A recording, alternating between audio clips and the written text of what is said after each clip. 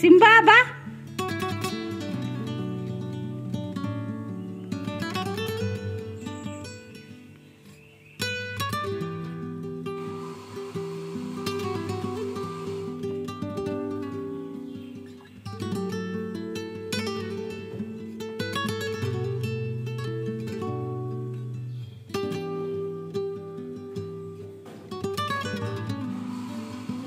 Good morning, welcome back to the channel Krupa Malnad. ನಾನು ಕೃಪಾ. ಇವತ್ತು ಎದ್ದಾಗ ಲೇಟ್ ಆಗಿಬಿಟ್ಟಿತ್ತು, 6:40 ಆಗಿಬಿಟ್ಟಿತ್ತು. ಎಚ್ಚರನೇ ಇಲ್ಲ, ಚೆನ್ನಾಗಿ ನಿದ್ದೆ ಬಂದಿದೆ. ಬೇಗ ಬೆಳಕು ಹರಿದಿದೆ. ಹೊರಗೆ ಬಂದು ಒಂದು ಕಿಟಕಿಯಲ್ಲಿ ನೋಡ್ತೀನಿ, ಬೆಳಕು ಹರಿದ್ಬಿಟ್ಟಿದೆ.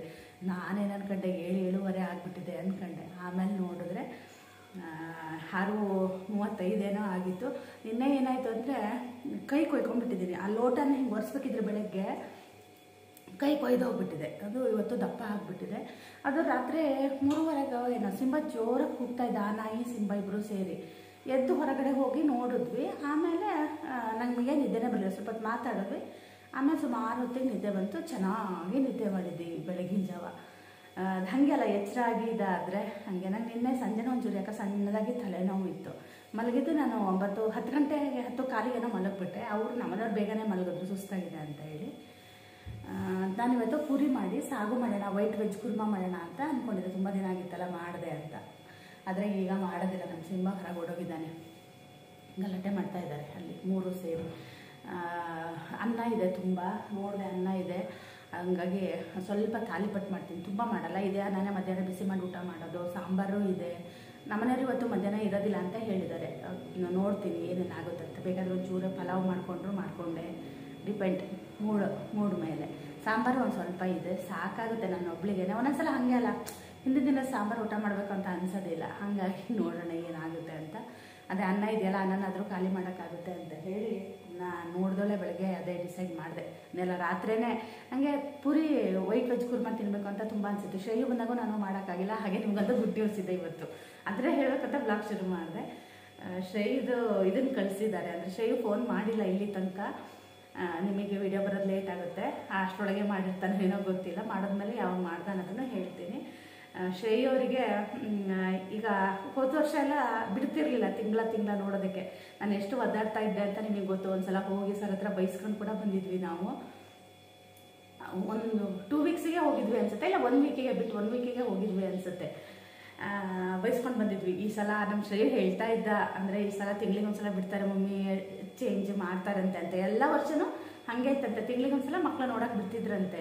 ಹೋದ ವರ್ಷ ಯಾಕೋ ಗೊತ್ತಿಲ್ಲ ಆ ಥರ ಮಾಡಿದ್ರಂತೆ. ಹಳೇ ಸ್ಟೂಡೆಂಟ್ ಅಮ್ಮ ನನಗೆ ಹೇಳಿದರು. ಈ ಸಲ ಯಾಕೆ ಹಿಂಗೆ ಮಾಡಿದಾರೋ ಗೊತ್ತಿಲ್ಲ ಅಂತ. ಈ ಸಲ ತಿಂಗಳಿಗೆ ಒಂದ್ಸಲ ನೋಡೋದಕ್ಕೆ ಬಿಡ್ತಾ ಇದ್ದಾರೆ.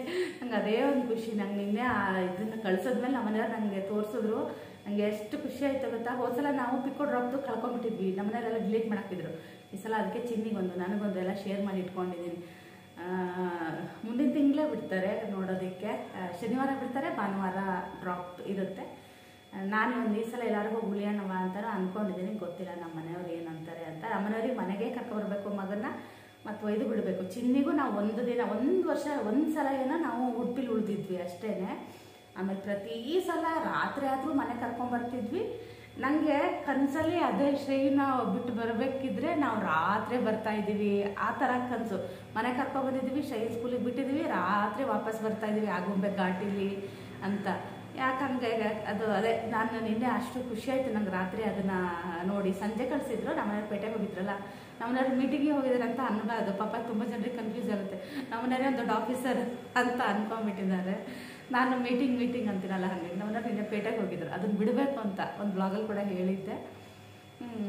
ಪೇಟೆಗೆ ಹೋಗಿದ್ರಲ್ಲ ಅವಾಗ ಬಂದಿತ್ತಂತೆ. ಬಂದವರೇ ನಂಗೆ ತೋರಿಸಿದ್ರು. ನನಗೆ ಎಂಥ ಖುಷಿ ಆಯ್ತಂದರೆ. ಆಮೇಲೆ ಅದೇ ನಮ್ಮ ಮನೆಯವ್ರ ಹತ್ರ ಅಂತ ಇದೆ. ನಂಗೆ ಅದೇ ಖುಷಿಗೆ ಜಾಸ್ತಿ ನಿದ್ದೆ ಬಂತು ಏನೋ ಗೊತ್ತಿಲ್ಲ. ತಿಂಗಳಿಗೆ ಒಂದ್ಸಲ ಬಿಡಬೇಕು ಅಲ್ವ ರೀ ಅಂತ ಅಂದೆ. ನಮಗೆ ನೋಡದೆ ಇರೋಕ್ಕೂ ಆಗಲ್ಲಲ್ಲ. ಹಾಗಾಗಿ ನಾನು ಸರ್ ಹತ್ರ ಒಂದ್ಸಲ ಜಗಳ ಕೂಡ ಮಾಡಿದ್ದೆ. ನೋಡೋಕ್ಕೆ ಹೋದಾಗ ನಾವು ಒಂದ್ಸಲ ಜಗಳ ಮಾಡಿ ಬಂದಿದ್ದೆ, ಅದನ್ನು ಕೂಡ ವಿಡಿಯೋದಲ್ಲಿ ಹೇಳಿದ್ದೆ. ಈಗ ಸರ್ ನನ್ನನ್ನು ಹೇಳ್ಕೊಂಡ್ರೆ ತುಂಬ ಚೆನ್ನಾಗಿ ಮಾತಾಡ್ತಾರೆ. ನಿನ್ನೆ ತುಂಬ ಮೆಸೇಜ್ ಕೊಟ್ಟು ಚೆನ್ನಾಗೂ ಮಾಡಿದ್ರು ಇವರಿಗೆ. ಇವ್ರು ಕೇಳ್ತಿರ್ತಾರೆ, ಅಂದರೆ ಶ್ರೇಯು ಫೋನ್ ಬರ್ತಾ ಇಲ್ಲಲ್ಲ, ಹಾಗಾಗಿ ಮೆಸೇಜ್ ಮಾಡಿದ್ರೆ ಆನ್ಸರ್ ಮಾಡ್ತಾರೆ. ಶ್ರೇಯು ಅವ್ರಿಗೆ ಹೆಲ್ಪ್ ಮಾಡ್ತಾ ಇದ್ದಾನಂತೆ. ನಮ್ಮ ಶ್ರೇಯು ಹಾಗೇನೆ ಸ್ವಲ್ಪ ಮನೆಗೆ ಮಾರಿ ಪರರಿಗೆ ಉಪಕಾರಿ ಅಂತಾರೆ ಗೊತ್ತಾ, ಆ ಥರದ್ದು ಮನುಷ್ಯ ಅದು. ಅಷ್ಟೇ. ನಂಗೆ ಅದೇ ನಿನ್ನೆ ನನಗೆ ಅಷ್ಟು ಖುಷಿ ಆಯಿತು, ಶ್ರೇಯು ತಿಂಗಳ ಒಂದು ಸಲ ನೋಡ್ಬೋದಲ್ವಾ ಅಂತ ಹೇಳಿ. 2 ತಿಂಗಳು 3 ತಿಂಗಳು ನೋಡಿದೆ, ಮಕ್ಕಳನ್ನ ಹೆಂಗಿರೋಕ್ಕೆ ಸಾಧ್ಯ ಅಲ್ವಾ. ಈಗಂತೂ ಫೋನ್ ಕಾಲಿಗಾಗಿ ನಾನು ದಿನ ಕಾಯ್ತಾ ಇದ್ದೀನಿ, ಯಾವಾಗ ಫೋನ್ ಮಾಡುತ್ತೆ ಅಂತ. ಯಾವ್ದಾರು ಅನ್ನೋನ್ ನಂಬರ್ ಬಂದರೆ ಓಡೋಗಿ ಎತ್ತುತ್ತೀನಿ, ಮುಂಚೆ ಎತ್ತಲ್ಲ, ಎತ್ತುತ್ತಿರಲಿಲ್ಲ. ಅಂದರೆ ಏನಾದರೂ ಆ್ಯಡು ಪಾಡು ಅದು ಇದು ಬರ್ತವೆ ಅಂತ ನಂಗೆ ಫೋನ್ ಬರೋದೇ ಕಮ್ಮಿ. ಅದರಲ್ಲೂ ಅನ್ನೋ ನಂಬರ್ ಎಲ್ಲ ಬಂದರೆ ನಾನು ಎತ್ತದೇ ಇಲ್ಲ ಆಗಿತ್ತು. ಈಗ ಮನಸ್ಸಿಗೆ ಸಮಾಧಾನ ಆಯಿತು, ಶ್ರೇಯು ಬರ್ತಾ ಇದ್ದಾನೆ ಅಂತ. ಕಸ ಹೊಡ್ಕೊಂಡೆ, ನಮ್ಮನೆಯವರು ಊರಿಗೆ ಹೋಗಾಯಿತು. ರಂಗೋಲೆ ಹಾಕಿಲ್ಲ. ನನಗೆ ಆ ಖುಷಿ ವಿಚಾರನ ನಿಮ್ಮ ಹತ್ರ ಹೇಳ್ಕೋಬೇಕು ಅಂತ. ಬಾಗಿಲಿಗೆ ನೀರು ಹಾಕಿದ್ದೀನಿ, ನಾನು ರಂಗೋಲೆ ಹಾಕೋದನ್ನು ಹಾಕಿಲ್ಲ. ಹಾಗೆ ಒಳಗೆ ಬಂದು ಈ ಬ್ಲಾಗ್ ಹೇಳಿಬಿಟ್ಟೇನೆ ರಂಗೋಲಿ ಹಾಕಕ್ಕೆ ಹೋಗೋಣ ಅಂತ ಹೊರಟೆ. ಈಗ ಬೆಳಗ್ಗೆ ಮತ್ತೆ ತಲೆನೋವು ಸ್ವಲ್ಪ ಜಾಸ್ತಿ ಆಗಿದೆ ನನಗೆ. ಎಲ್ಲರೂ ನನಗೆ ಆಶ್ಚರ್ಯ ಆಗೋದು, ಎಲ್ಲರೂ 8 ಗಂಟೆ 9 ಗಂಟೆ, ಕೆಲವೊಬ್ಬರೆಲ್ಲ ಸಂಡೇ 10 ಗಂಟೆಗೆಲ್ಲ ಹೇಳ್ತಾರೆ. ಅದು ಹೆಂಗೆ ಅಂತ ನಂಗೆ ನಿಜವಾಗ್ಲೂ ಗೊತ್ತಿಲ್ಲ. ನಂಗೆ ತುಂಬ ಹೊತ್ತು ಮಲಗಿದ್ರೆ ತಲೆನೋವು ಬರುತ್ತೆ. ನಂಗೆ ನಿನ್ನೆ ಸ್ವಲ್ಪ ಇತ್ತು ತಲೆನೋವು, ಇವತ್ತು ಜಾಸ್ತಿ ಹೊತ್ತು ಮಲಗಿದ್ದಕ್ಕೆ ನನ್ನದೊಂದು ಟೈಮು. ನಾನು ಊರಿಗೆ ಹೋದರೂ ಅಷ್ಟೇ ಬೇಗನೆ ಹೇಳೋದು.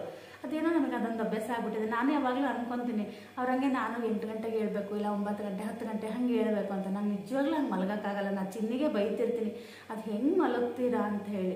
ನಾನು ಮುಂಚೆನೂ ಹಾಗೆ, ಯಾವಾಗಲೂ ಅಷ್ಟೇ. ನಮ್ಮ ಮದುವೆಗಿಂತ ಮುಂಚೆನೂ ನಂಗೆ ಹಾಗೆಲ್ಲ ಅಷ್ಟೆಲ್ಲ ಹೊತ್ತು. ನಮ್ಮ ಮನೆಯವರು ಅಷ್ಟೇ, ನಮ್ಮ ಮನೆಯವರು ಅವ್ರು ಅಷ್ಟೊತ್ತಿಗೆ ಎದ್ರು, ಅವ್ರು 5 ಗಂಟೆಗೆ ಎದ್ದಿದ್ದಾರೆ.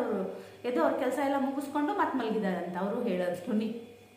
ಚೆನ್ನಾಗಿ ನಿದ್ದೆ ಮಾಡ್ತಾಯಿದ್ದೆ, ಮತ್ತು ಎಪ್ಸದೆ ಅಂತಕ್ಕಂತ ನಾನು ಮಲಗಿದೆ ಅಂತ ಹೇಳಿದ್ರು. ಅವರು ಹಾಗೇನೆ, ಅವ್ರು ಎಷ್ಟು ಲೇಟಾಗಾರ ಹೇಳಿ ಮಲಗಲಿ ಏನಾರು ಆಗಲಿ, ಅವ್ರು ಕರೆಕ್ಟಾಗಿ 5 ಗಂಟೆಗೆ ಅವ್ರು ಎದ್ದು ಬಿಡ್ತಾರೆ. ಅವ್ರಿಗೆ ಅದು ಮುಂಚೆಯಿಂದನೂ ಅದನ್ನು ಅಭ್ಯಾಸ ಆಗಿದೆ. ನಮಗೂ ಹಾಗೇನೆ. ನಾನು ಅದೇ ಅಂದ್ಕೊಂಡದ್ದು, ಹೆಂಗೆ ಮಲಗ್ತಾರಪ್ಪ ಅಷ್ಟೊತ್ತು ಅಂತ. ಅಷ್ಟೊತ್ತೆಲ್ಲ ಮಲಗಬಾರ್ದು, ಒಳ್ಳೇದು ಅಲ್ಲ ಕೂಡ. ಗೃಹಿಣಿಯರೆಲ್ಲ ಹೆಂಗೆ ಅಷ್ಟೊತ್ತಿಗೆ ಮಲಗಿ ಎಷ್ಟೊತ್ತಿಗೋ ತಿಂಡಿ ಅಂತೆ, ಬ್ರೇಕ್ಫಾಸ್ಟ್ ಇಲ್ಲಂತೆ, ಬ್ರಂಚ್ ಅಂತೆ. ನಾನು ನಿನ್ನೆ ಹಿಂಗೆ ಅದೊಂದು ವಿಡಿಯೋ ನೋಡ್ತಾ ಇದ್ದೆ, ಆವಾಗ ಅದು ಬಂತು. ಅದು ಆವಾಗ ಅಂದ್ಕೊಂಡೆಪ್ಪ ಇವರೆಲ್ಲ ಹೆಂಗೆ ಅಂತ. ಅಷ್ಟೇ, ಗೊತ್ತಿಲ್ಲ. ಎಲ್ಲರೂ ಒಂದೇ ಥರ ಇರಬೇಕು ಅಂತ ಇಲ್ವಲ್ಲ, ನಮ್ಮ ಬೆರಳೇ ಒಂದೇ ಥರ ಇಲ್ಲ. ಹಾಗೇನೆ ಇವತ್ತು ಸಂಜೆ ಒಂದು ರಿಸೆಪ್ಷನ್ಗೆ ಕೂಡ ಇದೆ. ನಮ್ಮನೆಯವ್ರ ಹತ್ರ ನಾನು ಬರೋದಿಲ್ಲ ಅಂತ ಹೇಳ್ತಾ ಇದ್ದೆ. ತಲೆನೋವು ಇರೋದಕ್ಕೆ ನಿನ್ನೆಯಿಂದ ಬೆಳಗ್ಗೆನೇ ಬೈದಿದ್ದಾರೆ. ನಾನೇನು ಮಾತಾಡಲಿಲ್ಲ. ಲಾಕರಿಗೆ ಹೋಗೋಣ ಅಂತ ಅದು ಹೇಳ್ತಾ ಇದ್ರು. ನಾನೇನು ಡಿಸೈಡ್ ಮಾಡಿಲ್ಲ ಅಂತ ಬೆಳಗ್ಗೆನೇ ಬೈದು ಹೋಗಿದ್ದೆ. ನಿನಗೆ ನಾನು ಕೊಟ್ಟಿರೋ ಸಲಿಗೆ ಹೆಚ್ಚಾಗಿದೆ ಅಂತ ಹೇಳಿದ್ರು. ಏನು ಬೆಳಗ್ಗೆನೇ ಬೈತಾ ಇದ್ದೀರಾ ಅಂತ ಅಂದೆ. ಅಂದಮೇಲೆ ಹೊರಡಬೇಕಂತೆ. ನೋಡ್ತೀನಿ, ಗೊತ್ತಿಲ್ಲ ಏನಾಗುತ್ತೆ ಅಂತ. ಹೋದರೆ ತೋರಿಸ್ತೀನಿ ಇದರಲ್ಲೇ. ಬನ್ನಿ ಇವತ್ತಿನ ವ್ಲಾಗ್ ಶುರು ಮಾಡೋಣ. ಮಗನ ಖುಷಿ ವಿಚಾರ ಹೇಳಿದೆ ಅಲ್ಲ, ತುಂಬ ಜನರಿಗೆ ಖುಷಿಯಾಗಿರುತ್ತೆ. ನಂತರ ಹಾಸ್ಟೆಲಲ್ಲಿ ಬಿಟ್ಟಿರೋ ತಾಯಂದ್ರಿಗೆ ಗೊತ್ತಿರುತ್ತೆ ಹೆಂಗೆ ಏನು ಅಂತ ಹೇಳಿ. ನಿನ್ನೆ ಪಾತ್ರೆ ಕೂಡ ಸ್ವಲ್ಪ ತೊಳೆದಿಲ್ಲ, ತೊಳಿಬೇಕೀಗ. ಪಾತ್ರೆನೂ ಕೂಡ ಒರೆಸಿಲ್ಲ, ಬಿಸಿ ನೀರು ಇಟ್ಕೊಂಡಿದ್ದೀನಿ, ಅದನ್ನು ಕೂಡ ಕುಡ್ದಿಲ್ಲ. ಫಸ್ಟು ರಂಗೋಲಿ ಹಾಕಿ ಬಂದು ಆಮೇಲೆ ಶುರು ಮಾಡ್ತೀನಿ.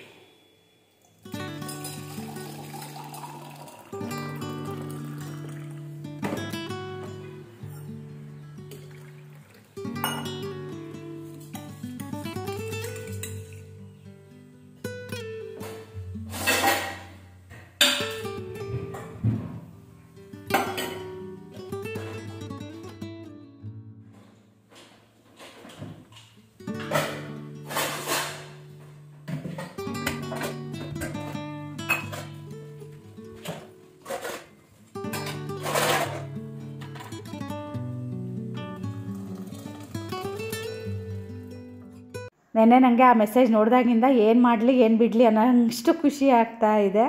ಹೋದ್ಸಲ ಮಾತ್ರ ನಿಜವಾಗ್ಲೂ ನನಗೆ ತುಂಬ ಬೇಜಾರಾಗ್ತಾಯಿತ್ತು. ಆದರೆ ಅವಾಗವಾಗ ನಾವೇ ಹೋಗಿ ನೋಡ್ಕೊಂಡು ಬರ್ತಾಯಿದ್ವಿ. ಅವ್ರು ಬೈದರೂ ಪರವಾಗಿಲ್ಲ ಅಂತೇಳಿ, ನಮ್ಮ ಮಕ್ಕಳು ನೋಡೋದಕ್ಕೆ ಬೇರೆ ಅಪ್ಪಣೆ ಯಾಕೆ ಅಂತ. ಈ ಸಲ ಮಾತ್ರ ನಿಜವಾಗ್ಲೂ ಖುಷಿ ಆಯಿತು. ಶ್ರೇಯು ಹೇಳಿದ್ದಾದರೆ ನಂಗೆ ಅಷ್ಟು ನಂಬಿಕೆ ಇರಲಿಲ್ಲ. ಮಕ್ಕಳು ಗೊತ್ತಲ್ವ, ಪಾಪ ಏನೋ ಹೇಳಿರ್ತಾರೆ, ಏನೋ ತಿಳ್ಕೊಂಡು ಏನೋ ಹೇಳ್ತಾರೆ ಅಂತ. ಆದರೆ ಅವನಿಗೆ ಕರೆಕ್ಟಾಗಿರೋ ಇನ್ಫಾರ್ಮೇಷನ್ ಸಿಕ್ಕಿತ್ತು ಅನಿಸುತ್ತೆ ಶ್ರೇಯುಗೆ. ಹಾಗೆ ಆ ತಿಂಡಿ ಮಾಡಲಾ ಈ ತಿಂಡಿ ಮಾಡಲಾ ಅಂತ ಅಂದ್ಕೊಂಡೆ. ಆಮೇಲೆ ತಾಲಿಪಟ್ಟು ಮಾಡೋಣ ಅಂತ ಹೇಳಿ ತಾಲಿಪಟ್ಟು ಮಾಡ್ತಾಯಿದ್ದೀನಿ. ಈಗ ಮಾಡೋ ತನಕನೂ ಗೊತ್ತಿಲ್ಲ ನಾನು ತಾಲಿಪಟ್ಟಿಗೆ ಏನೇನು ಹಾಕ್ತೀನಿ ಅಂತ. ಸೌತೆಕಾಯಿ ಹುಡುಕಿದೆ, ಫ್ರಿಜ್ಜಲ್ಲಿ ಸೌತೆಕಾಯಿ ಇಲ್ಲ. ಯಾಕೋ ನಂಗೆ ಗೊತ್ತಿಲ್ಲ, ನಮ್ಮ ಮನೆಯವ್ರು ಸೌತೆಕಾಯೇ ತರ್ತಾರೆ. ಇಲ್ಲಾಂದರೆ ಎವ್ರಿ ಡೇ ನಾನು ಊಟದ ಜೊತೆಗೆ ಒಂದು ಸೌತೆಕಾಯಿ ತಿಂತೀನಿ. ಇವಾಗ ಸ್ವಲ್ಪ ದಿನ ಆಯಿತು, ಯಾಕೋ ಗೊತ್ತಿಲ್ಲ ಸೌತೆಕಾಯಿ ಅವರು ಸಿಗ್ತಾ ಇಲ್ವೋ ಅಥವಾ ಮರ್ತು ಹೋಗಿದೆಯೋ ಗೊತ್ತಿಲ್ಲ, ತರ್ತಾ ಇಲ್ಲ. ನಾನು ಸೌತೆಕಾಯಿ ಹಾಕಿ ತಾಲಿಪಟ್ಟು ತಟ್ಟೋಣ ಅಂತ ಅಂದ್ಕೊಂಡಿದ್ದೆ. ಆದರೆ ಸೌತೆಕಾಯಿ ಇರಲಿಲ್ಲ. ಆಮೇಲೆ ಒಂದು ಪ್ಲ್ಯಾನ್ ಮಾಡಿದೆ. ನಾನು ಇಲ್ಲಿ ತನಕನೂ ಅದರದ್ದು ಯೋಚನೆ ಕೂಡ ಮಾಡಿರಲಿಲ್ಲ. ಹಾಕೋಣ ಅಂತ ಹೇಳಿ ಕಳಲೆ ಇತ್ತು, ಕಳಲೆ ತಾಲಿಪಟ್ಟು ಮಾಡೋಣ ಅಂತ. ನಮ್ಮಲ್ಲಿ ಕಳಲೆದು ವಡೆ ಮಾಡ್ತಾರೆ. ಚಿನ್ನಿ ಕಳಲೆ ದೋಸೆ ತುಂಬ ಇಷ್ಟಪಟ್ಟು ಮಾಡ್ತಾಳೆ. ನನಗೆ ಯಾಕೋ ಗೊತ್ತಿಲ್ಲ, ಕಳಲೆ ಅವತ್ತು ಫಸ್ಟ್ ಡೇ ಹಂಗಾಗಿದ್ದಕ್ಕೆ ಕಳಲೆ ತಿನ್ನಬೇಕು ಅಂತಲೇ ಅನ್ನಿಸ್ತಾ ಇಲ್ಲ. ನಂಗೆ ತುಂಬ ಇಷ್ಟ ಕಳಲೆ ಅಂದರೆ. ಅದರಲ್ಲಿ ಮೊಸರುಗಾಯಿ ಮಾಡ್ಕೊತಿದ್ದೆ, ಒಂದಿನ ಕೂಡ ಮಾಡಿದ್ದೆ. ಇವಾಗ ಯಾಕೋ ಗೊತ್ತಿಲ್ಲ ಬಿಟ್ಬಿಟ್ಟಿದೆ. ಹಾಗಾಗಿ ಇವತ್ತು ಕಳಲೆ ತಾಲಿಪಟ್ಟು ಮಾಡೋಣ ಅಂತ ಹೇಳಿ ಕಳಲೆ ತಾಲಿಪಟ್ಟು ಮಾಡ್ತಾಯಿದ್ದೀನಿ. ಇಲ್ಲಿ ತನಕ ನಾನು ಅದರದ್ದು ಯೋಚನೆ ಮಾಡಿರಲಿಲ್ಲ. ಅನ್ನನ ನಾನು ಮಿಕ್ಸಿಗೆ ಹಾಕ್ಕೊಂಡೆ. ಅದಕ್ಕೆ ನಾನು ಇವತ್ತು ಅಕ್ಕಿ ಹಿಟ್ಟು ಹಾಕ್ತಾಯಿಲ್ಲ, ಜೋಳದ ಹಿಟ್ಟನ್ನು ಹಾಕ್ಬಿಟ್ಟು ತಾಲಿಪಟ್ಟು ಮಾಡೋಣ, ಇದರಲ್ಲೇ ಒಂದು ಸ್ವಲ್ಪ ಹೆಲ್ದಿ ವರ್ಷನ್ ಹುಡುಕಿ ಮಾಡೋಣ ಅಂತ. ಜೋಳದ ಹಿಟ್ಟು ಮಾಡಿಸಿ ಕೂಡ ತುಂಬ ದಿನ ಆಗಿತ್ತು. ನೋಡಿದೆ ಹುಳಗಿಳ ಏನಾದರೂ ಆಗಿದೆ ಅಂತ, ಏನೂ ಆಗಿಲ್ಲ. ಜೋಳದ ಹಿಟ್ಟು ಹಾಗೆ ಉಪ್ಪು, ಅಚ್ಕಾರದ ಪುಡಿ, ಅರ್ಶಿನದ ಪುಡಿ ಎಲ್ಲ ಹಾಕ್ಬಿಟ್ಟು ನಾನು ಮಿಕ್ಸಿಲಿ ಒಂದು ರೌಂಡ್ ಈ ಥರ ಮಾಡ್ಕೊತೀನಿ. ಅಂದರೆ ನಾದೋದಕ್ಕೆ ಈಸಿ ಆಗುತ್ತೆ ಅಂತ. ಮತ್ತು ನಿಮಗೆ ಯಾರಿಗಾದರೂ ಹೊಸದಾಗಿ ತಾಲಿಪಟ್ಟು ಮಾಡ್ತೀನಿ ಅನ್ನೋರಿದ್ದರೆ ತಟ್ಟೋದಕ್ಕೆ ಕೂಡ ಈ ಥರ ಅನ್ನ ಹಾಕಿ ಮಾಡಿ, ಆವಾಗ ಚೆನ್ನಾಗಾಗುತ್ತೆ. ಕೆಲವೊಬ್ಬರು ಅನ್ನ ಮುಸ್ರೆ ಅಂತ ತಿನ್ನೋದಿಲ್ಲ ಅನ್ನೋರು ನೀವು ಬೇಕಿದ್ರೆ ಬರೀ ಅಕ್ಕಿ ಹಿಟ್ಟಲ್ಲಿ ಮಾಡ್ಬೋದು. ಬರೀ ಜೋಳದ ಹಿಟ್ಟಲ್ಲಿ ಮಾಡೋಕ್ಕೆ ಬರುತ್ತಾ ಇಲ್ವೋ ನನಗೂ ಗೊತ್ತಿಲ್ಲ. ಕೆಲವೊಬ್ಬರು ಕಡಲೆ ಹಿಟ್ಟು ಎಲ್ಲ ಸೇರಿಸಿ ಮಾಡ್ತಾರೆ. ಆದರೆ ನಾನು ಯಾವಾಗಲೂ ಅಕ್ಕಿ ಹಿಟ್ಟಾದರೆ ಅಕ್ಕಿ ಹಿಟ್ಟು, ರಾಗಿ ಹಿಟ್ಟಾದರೆ ಬರೀ ರಾಗಿ ಹಿಟ್ಟು, ಇಲ್ಲ ಜೋಳದ ಹಿಟ್ಟು ಅಕ್ಕಿ ಹಿಟ್ಟು ಎರಡನ್ನೂ ಮಿಕ್ಸ್ ಮಾಡಿ ಕೂಡ ನಾನು ಮಾಡ್ತೀನಿ. ಆದರೆ ನಾನು ಯಾವತ್ತೂ ಕಡಲೆ ಹಿಟ್ಟೆಲ್ಲ ಹಾಕಿ ಮಾಡಿಲ್ಲ. ನಾನು ಸ್ವಲ್ಪ ಕಮ್ಮಿ ಆಯಿತು ಅಂತ ಅನ್ನಿಸ್ತು. ಹಾಗಾಗಿ ನಾನು ಇನ್ನೊಂಚೂರು ಅನ್ನ ಮತ್ತು ಜೋಳದ ಹಿಟ್ಟನ್ನು ಮಿಕ್ಸಿ ಮಾಡಿ ಎಲ್ಲ ರೆಡಿ ಮಾಡಿ ಇಟ್ಕೊಂಡಿದ್ದೀನಿ. ಅಷ್ಟೊತ್ತಿಗೆ ನನ್ನ ಟೀ ಟೈಮ್ ಕೂಡ ಆಗಿತ್ತು. ಈಗ ಟೀ ಕುಡಿದ್ಬಿಟ್ಟು ಮುಂದಿನ ಕೆಲಸನ ಶುರು ಮಾಡ್ತೀನಿ. ಟೀಗೆ ಇಟ್ಬಿಟ್ಟು ನಾನು ಮಿಕ್ಸಿ ಹಾಕ್ತಾಯಿದ್ದೀನಿ. ಆವಾಗ ಒಂದು ಕೆಲಸ ಆಯಿತು. ಏನಂದರೆ ಟೀ ಪೂರ್ತಿ ಉಕ್ಕಿ ಹೋಗಿತ್ತು. ಆಮೇಲೆ ಮತ್ತೆ ನಾನು ಹಾಲು ಹಾಕಿ ಮತ್ತೆ ನಾನೊಂಚೂರು ಟೀನ ಜಾಸ್ತಿ ಮಾಡಿಕೊಂಡೆ. ಟೈಮ್ ನೋಡ್ಬೋದು 8 ಗಂಟೆ 10 ನಿಮಿಷ ಆಗಿದೆ. ಇವತ್ತು ಎದ್ದಿದ್ದು ಲೇಟ್ ಅಲ್ವಾ, ಹಾಗಾಗಿ ಕೆಲಸಗಳು ಕೂಡ ಸ್ವಲ್ಪ ಲೇಟ್ ಆಗುತ್ತೆ. ಹೊರಗಡೆ ಹೋಗಿ ಕುತ್ಕೊಂಡು ಟೀ ಎಲ್ಲ ಕುಡಿಲಿಲ್ಲ, ಬೇಗ ಕುಡಿಬೇಕಾಗಿತ್ತು. ಯಾಕಂದರೆ ನನ್ನ ಹತ್ರ ಟೈಮ್ ಕೂಡ ಇರಲಿಲ್ಲ. ಹಾಗೆಯೇ ಯೂಟ್ಯೂಬ್ದು ಸ್ವಲ್ಪ ಕೆಲಸ ಇತ್ತು. ಬೆಳಗ್ಗೆ ವೀಡಿಯೋ 10:30 ಪಬ್ಲಿಷ್ ಮಾಡೋದಕ್ಕೆ ಕೆಲಸ ಇರುತ್ತಲ್ವ, ಅದನ್ನು ಕೂಡ ಸ್ವಲ್ಪ ಮಾಡ್ಕೊತೀನಿ. ಒಂದೊಂದ್ಸಲ 10:30 ಮೇಲೆ ಕುತ್ಕೊಂಡು ಮಾಡಿದ್ದು ಉಂಟು. ಎಲ್ಲರೂ ತಮ್ನೇಲ್ ಮಾಡೋದಕ್ಕೆ ಟೈಮ್ ತೊಗೊತಾರೆ. ನಾನು ಏನಿಲ್ಲ 10 ನಿಮಿಷದಲ್ಲಿ ತಮ್ನೇಲ್ನ ಮಾಡಿ ಬಿಸಾಕ್ಬಿಡ್ತೀನಿ. ಯಾಕಂದರೆ ನಂದು ತುಂಬ ಅಟ್ರಾಕ್ಟಿವ್ ಆಗಿ ಏನೂ ಇರೋದಿಲ್ಲ ತಮ್ನೇಲು. ಮತ್ತು ಇವತ್ತು ಸಂಜೆ ಕೂಡ ರಿಸೆಪ್ಷನ್ನಿಗೆ ಹೋಗೋದಿತ್ತಲ್ವ, ಮತ್ತು ನೆನ್ನೆದು ಸಾಂಬಾರು ಕೂಡ ಇದೆ. ಹಾಗಾಗಿ ಮಧ್ಯಾಹ್ನದ್ದು ಏನೂ ತಲೆ ಬಿಸಿ ಇಲ್ಲ. ಮಧ್ಯಾಹ್ನ ಆ ಸಾಂಬಾರನ್ನೇ ಹಾಕ್ಕೊಳ್ಳೋದು, ಊಟ ಮಾಡೋದು. ಸಂಜೆ ರಿಸೆಪ್ಷನ್ನಲ್ಲಿ ಒಳ್ಳೆ ಊಟ ಮಾಡೋದು. ರಿಸೆಪ್ಷನ್ನಲ್ಲಿ ಸೂಪರಾಗಿರೋ ಊಟ ಇತ್ತು ಗೊತ್ತಾ. ಒಂದು 3-4 ಥರ ಸ್ವೀಟ್ ಇತ್ತು, ಆಮೇಲೆ ದೋಸೆ ಇತ್ತು, ಪಲಾವ್ ಇತ್ತು. ಪಲಾವ್ಗೆ ನಾನು ಯಾವಾಗಲೂ ಗೋಡಂಬಿ ಹಾಕ್ತಾರೆ ಗೊತ್ತಾ. ಇಲ್ಲಿ ಬಾದಾಮಿನ ಮೇಲ್ಗಡೆ ಸಿಪ್ಪೆ ತೆಗೆದು ಹಾಕಿದ್ರು. ನಮ್ಮ ಮನೆಯವ್ರಿಗಂತೂ ಒಂದು 8-10 ಇದು ಬಾದಾಮಿ ಸಿಕ್ಕಿತ್ತು. ನನಗೆ ಒಂದು 2-3 ಏನೋ ಸಿಕ್ಕಿತ್ತು. ಅವರೇ ತೋರಿಸಿದ್ದು ಬಾದಾಮಿನ ಇದು ಅಂತ ಹೇಳಿ. ಆಮೇಲೆ ಗೊತ್ತಾಗಿದ್ದು ಪಲಾವ್ಗೆ ಬಾದಾಮಿನೂ ಹಾಕಿ ಮಾಡಬಹುದು ಅಂತೇಳಿ. ನೋಡೋಣ ಯಾವತ್ತಾದರೂ ಒಂದಿನ ಅದನ್ನು ಕೂಡ ನಾನು ಟ್ರೈ ಮಾಡೋಣ ಅಂತ ಇದ್ದೀನಿ. ಮಾಡಿದ್ರೆ ನಿಮ್ಮ ಜೊತೆ ಕೂಡ ಶೇರ್ ಮಾಡ್ತೀನಿ. ನಾನು ಇವಾಗ ಒಂದು ಐಡಿಯಾ ಮಾಡೋಣ ಅಂತ ಇದ್ದೀನಿ. ಯೂಟ್ಯೂಬ್ ನೋಡಿಬಿಟ್ಟು ಒಂದಷ್ಟು ಅಡುಗೆಗಳನ್ನ ಮಾಡೋಣ ಅಂತ ಅಂದ್ಕೊಂಡಿದ್ದೀನಿ. ಆದರೆ ತಿನ್ನೋದಕ್ಕೆ ಏನು ಗೊತ್ತಾ, ಮಕ್ಕಳು ಇರಬೇಕು, ಆವಾಗ ತಿಂತಾರೆ. ನಮ್ಮ ಮನೆಯವ್ರು ಏನು ಗೊತ್ತಾ, ಬೆಳಗ್ಗೆ ಚೆನ್ನಾಗಿ ತಿಂಡಿ ತಿಂತಾರೆ, ಮಧ್ಯಾಹ್ನ ತುಂಬ ಕಮ್ಮಿ ಊಟ ಮಾಡ್ತಾರೆ, ರಾತ್ರಿ ಅಂತೂ ತುಂಬ ಕಮ್ಮಿ, ಮಾಡೋದೇ ಇಲ್ಲ ಅಂತ ಹೇಳ್ಬೋದು. ಆ ಥರ ಇವಾಗ ಅವರೊಂದು ರುಟೀನನ್ನು ಫಾಲೋ ಮಾಡ್ತಿದ್ದಾರೆ. ನಾನು ಬೆಳಗ್ಗೆ ಕಮ್ಮಿ ತಿಂತೀನಿ, ಮಧ್ಯಾಹ್ನನೂ ಚೆನ್ನಾಗಿನೇ ಊಟ ಮಾಡ್ತೀನಿ, ರಾತ್ರಿ ನಾನು ಕಮ್ಮಿನೇ ತಿಂತೀನಿ. ಆದರೆ ಬೆಳಗ್ಗೆ ನಾನು ಕಮ್ಮಿ ತಿಂತೀನಿ. ಸ್ವಲ್ಪ ನಮ್ಮಿಬ್ಬರದು ಉಲ್ಟಾ ಆಗ್ತಾಯಿದೆ. ನಾನು ಬೆಳಗ್ಗೆ ಯಾವಾಗಲೂ ತಿಂಡಿ ತಿಂತಿರಲಿಲ್ಲ. ಆದರೆ ಇವಾಗ ನನಗೆ ಸ್ವಲ್ಪ ಬೆಳಗ್ಗೆ ತಿಂಡಿ ತಿಂದಿಲ್ಲ ಅಂದರೆ 12 ಗಂಟೆ 1 ಗಂಟೆ ಅಷ್ಟೊತ್ತಿಗೆ ಕೈ ಕಾಲೆಲ್ಲ ಒಂಥರ ನಡಗೋದಕ್ಕೆ ಶುರುವಾಗ್ಬಿಡುತ್ತೆ. ಹಾಗಾಗಿ ನಾನು ಆ ತಿಂಡಿ ಅಭ್ಯಾಸನ ಇವಾಗ ಮಾಡ್ಕೊಂಡಿದ್ದೀನಿ. ಆದರೆ ತುಂಬ ತಿನ್ನಲ್ಲ, ಸ್ವಲ್ಪ ಮಾತ್ರ ತಿಂತೀನಿ. ಚಾಪರಲ್ಲಿ ನಾನು ಈರುಳ್ಳಿ, ಕೊತ್ತಂಬರಿ ಸೊಪ್ಪು, ಹಾಗೆಯೇ ಹಸಿಮೆಣಸನ್ನು ಹಾಕಿ ಚಾಪ್ ಮಾಡಿ ಇಟ್ಕೊಂಡಿದ್ದೆ. ಅದನ್ನು ಅನ್ನ ಮಿಕ್ಸಿ ಮಾಡಿದ್ದೆಲ್ಲ ಅದಕ್ಕೆ ಹಾಕಿ, ಆನಂತರ ಸ್ವಲ್ಪ ಕಳಲೆನೂ ಹಾಕಿ ಈರುಳ್ಳಿನೂ ಹಾಕಿದ್ದೀನಿ. ಈ ಥರ ಕಲಸಿ ಇಟ್ಟಿದ್ದೀನಿ. ಇದು ತುಂಬ ಹೊತ್ತು ಕಲಸಿ ಇಡಬಾರ್ದು, ಈರುಳ್ಳಿ ಹಾಕಿರೋದ್ರಿಂದ. ನಮ್ಮನೆಯವ್ರು ಇವತ್ತು ನಾನು ಬೇಗ ಬರ್ತಾರೆ ಅಂತ ಅಂದ್ಕೊಂಡು ಕಲಸಿ ಇಟ್ಟೆ. ಇದನ್ನು ನಾನು ರೊಟ್ಟಿ ಮಿಷನಲ್ಲೂ ಕೂಡ ಮಾಡ್ತೀನಿ. ಆದರೆ ಇವತ್ತು ತುಂಬ ಲೇಟ್ ಆಗಿಬಿಟ್ಟಿತ್ತಲ್ವ, ಹಾಗಾಗಿ ಸ್ವಲ್ಪ ಮೆತ್ತಗಾಗ್ಬಿಟ್ಟಿತ್ತು. ಹಾಗಾಗಿ ನಾನು ತಾಲಿಪಟ್ಟನ್ನ ಕೈಯಲ್ಲೇ ತಟ್ಟಿದೆ.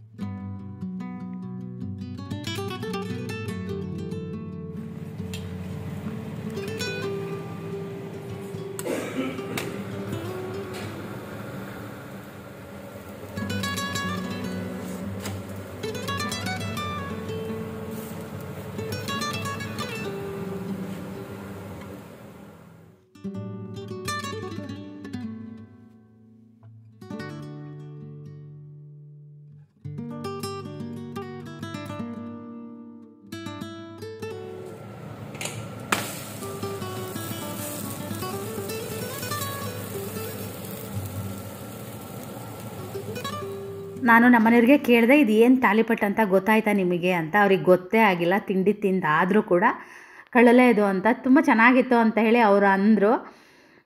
ತಾಲಿಪಟ್ಟಿಗೆ ಏನಂದರೆ ಸ್ವಲ್ಪ ಬೆಣ್ಣೆ ಇದ್ದರೆ ತುಂಬಾ ಚೆನ್ನಾಗಿರುತ್ತೆ. ನಾನು ಕೂಡ ಫ್ರಿಜ್ಜಿಂದ ಬೆಣ್ಣೆನ ತೆಗೆದು ಇಟ್ಟಿದ್ದೆ. ಕಾಯಿ ಬಜ್ಜಿ ಚೆನ್ನಾಗಾಗುತ್ತೆ. ನಾನು ಕಾಯಿ ಚಟ್ನಿ ಮಾಡೋಣ ಅಂತ ಅಂದ್ಕೊಂಡಿದ್ದೆ. ಅವರು ಬೇಡ ಬೇಡ ಕಾಯಿ ಬಜ್ಜಿನೇ ಮಾಡು ಅಂತ ಹೇಳಿದ್ರು. ಹಾಗೆಯೇ ಅವರು ತಿಂಡಿ ತಿಂದು ಸಿಂಬನಿಗೆ ಊಟ ಹಾಕಿದ್ರು. ನಾನೇನು ಅಂದ್ಕೊಂಡೆ ಅಂದರೆ ಇವತ್ತು ಅವರು ಮಧ್ಯಾಹ್ನ ಕೂಡ ಮದುವೆ ಮನೆಗೆ ಕರೆ ಇತ್ತು ಅವರಿಗೆ. ಗಂಡು ಹೊರಡ್ಸೋದು ಅಂತ ಇರುತ್ತೆ ನಮ್ಮ ಕಡೆ. ನಮ್ಮ ಮದುವೆ ಆದರೆ ಹೆಣ್ಣು ಹೊರಡ್ಸೋದು ಅಂತ ಇರುತ್ತೆ.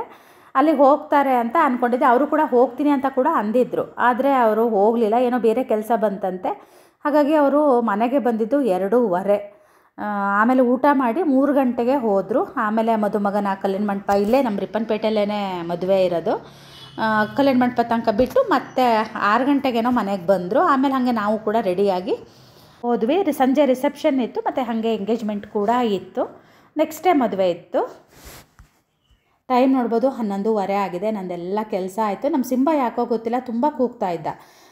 ದನ ಬಂದಿತ್ತು ಅಥವಾ ಯಾರಾದರೂ ಮನೆ ಎದುರುಗಡೆ ಚಿಂದಿ ಆರಿಸೋರೆಲ್ಲ ಓಡಾಡ್ತಿರ್ತಾರೆ. ಬಂದು ಬಾಗಿಲು ತೆಗೆದು ನೋಡಿದೆ, ಯಾರೂ ಇರಲಿಲ್ಲ.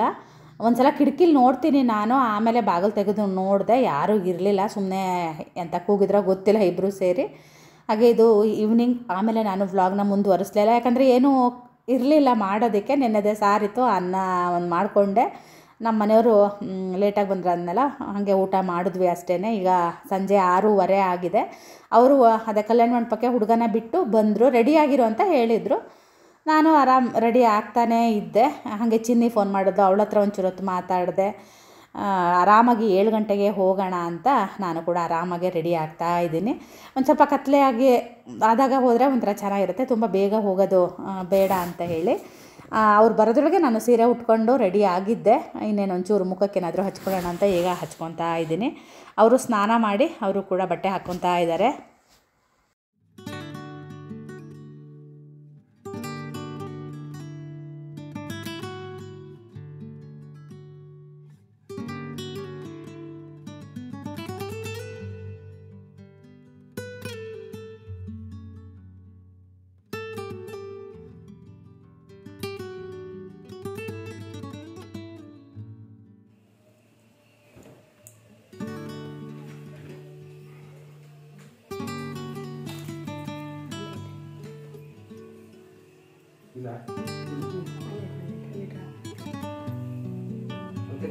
ಮತ್ತೆ